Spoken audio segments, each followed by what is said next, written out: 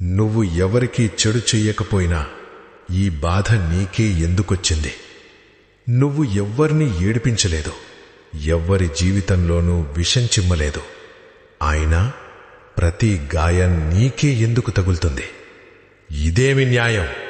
కాని ఒక విషయం అర్థం చేసుకో. శివుని భక్తుడిగా ఉండటం అంటే బాధలను ఎదుర్కొనేది నేర్చుకోవడం.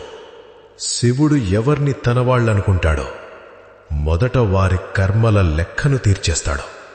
ఆ లెక్క కన్నీళ్లు, ఓటమి, ఒంటరితనంతో నిండిపోయుంటుంది.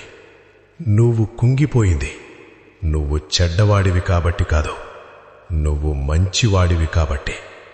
శుద్ధమైనది మాత్రమే కరిగించబడుతుంది. పాపం చేసిన వాళ్ల సమయం కూడా వస్తుంది.